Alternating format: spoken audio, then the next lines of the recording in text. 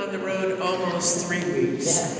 But in this closing, what I want to lift up is acknowledging, Emily, that your story of your sister's death touched me deeply, because I had a sister who died when she was 20 and I was 21. But I carry her spirit just the way you talked about carrying your sister's spirit, that keeps me engaged, wanting to reach out and be helpful. I was really touched, Mary, in what you said about organizing, because I worked in Oakland with Father John Bowman 1,000,000 years ago when dinosaurs still walked the land. But the commitment to making a change. And la señora, muchas gracias por su testimonio, porque conocemos bien que la lucha para justicia en la ley migratoria es esencial para nuestro futuro. Gracias por su testimonio. And I have to say that healthcare, while I'm so proud of this Catholic Sisters' work on the Affordable Care Act, we know we're not done.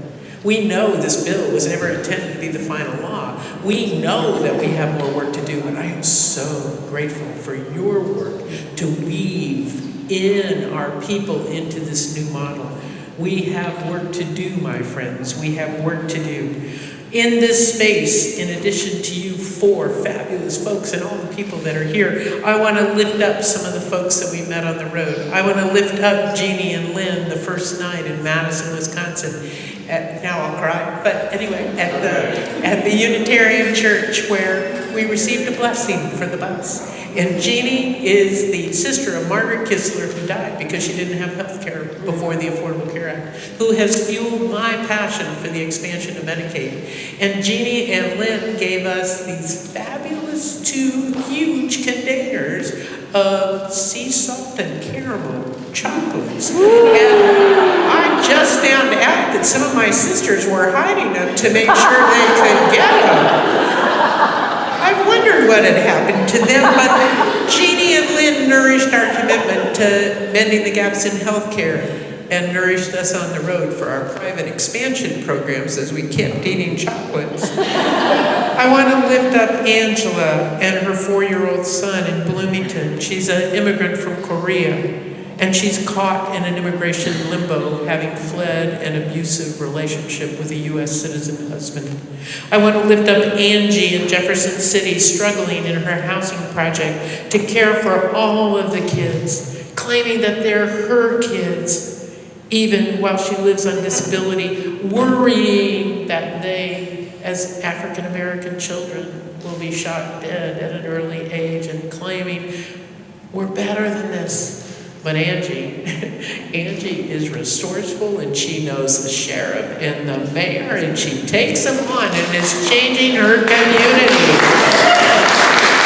I want to lift up Miss Bobby in St. Louis, who is this grandmother organizer. She is the grandmother-in-chief of this whole Midtown area, and they have urban gardening going on, and got a van, or a trailer given to them by George Washington University, this lovely green thing where they grow vegetables in their backyards, and then put it on the trailer and take it around to food deserts and give out their produce. I want to lift up Layla at the Vincent Village in Fort Wayne, I believe, but I'm not sure. It's either Fort Wayne or Terre Haute. I think it's Fort Wayne, where she said, "How do you move forward when the cookie cutter has no room for me?"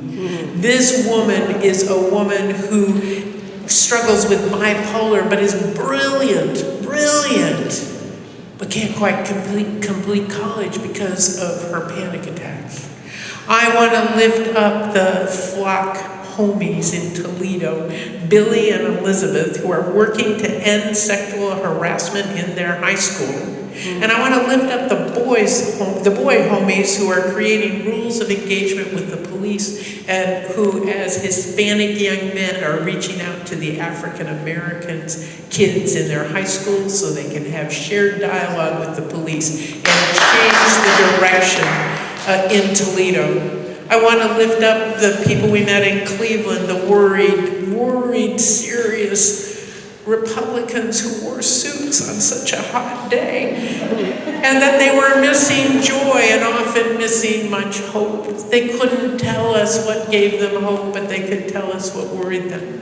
I want to lift up the amazing experience we had in Erie, Pennsylvania, and the weight of a mayor that is more about power than is about solutions, and the desire of the people to make change. This mayor rejected the offer of the county executive, rejected her offer for $250,000 to improve their bus route, so the bus route could run out to the county from the city limits. He turned it down. He turned it down because he wanted to maintain the power and control over the bus system while his people suffered. I want to lift up the amazing folks in Buffalo. We were at the Episcopal Cathedral there and saw the homeless Jesus statue. Jesus with his wounds laying on a park bench, and around it were all these services in trailers offering services to the homeless. I want to lift up the out-of-the-box, wild and reckless, not reckless, wild and woolly, what could you call them? The innovative health center run by the Sisters of St. Joseph of Rochester, in Rochester, New York. Their commitment to providing comprehensive care where the state tells them, you are the gold standard that we're looking for. Yes. However, right, good St. Joseph folks. However, we don't have a box to put you in. We can't give you reimbursement because you don't fit any of our categories. But you're the gold standard. We believe that the gold standard should be support, should be the box, should be the opportunity where everybody gets comprehensive care from internal medicine through specialties, including dentistry and ophthalmology and mental health. It was amazing. And I want to lift up the Moral Monday folks that we met with in Hartford at an organizing project as they organized to change. What they discovered is their politicians are all Democrats because it's Connecticut. And what they realize, though, is they meet with these politicians, they say, oh, oh, feel your pain.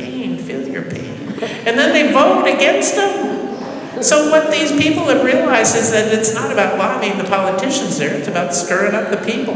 So they're doing interruptive action to get the people stirred up, quite the way you all did here with the Fight for 15. We've got to wake up our people to make a difference. And I want to lift up Integrity House in Newark, where these amazing young adults are standing up against their addiction, learning that they are valuable contributors. And one told me, I never knew that I had any worth. But now I'm learning it. And they're making change. And this one guy, Theophilus was amazing. He said, well, yeah. And he finally was admitting he had a call to be a preacher like his daddy.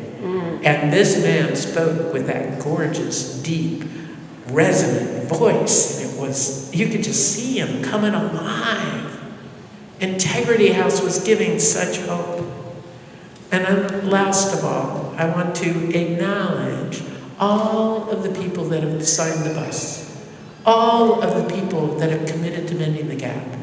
All of the people that we have met that said, we're better than who we are right now. That we, the people, can make change happen. That's what it's about. So, my sisters and brothers, on this day after the night before, where we all feel fairly weary, where we all know that the first thing we need is a real nap, I want you to know that after we take that nap, we cannot keep sleeping. We cannot continue to be Rip Van Winkle who sleeps for 40 years and then wakes up and wonders what happened. No, you can have the weekend off. You have my blessing for that. But then, starting Monday morning, we've got to make sure that we, the people, stand up and become a voice for mending the gaps in our society. Some want to tear bigger holes in our fabric of our society. Some want to shred it entirely. And it is the unpatriotic lie of individualism that is pulling us apart. We can do nothing as a single thread. We were never intended to be a single thread. We were never, ever intended to be alone. It is only in community that we can make change. It is only in community that we can come together. It is only in community that we can mend the gaps.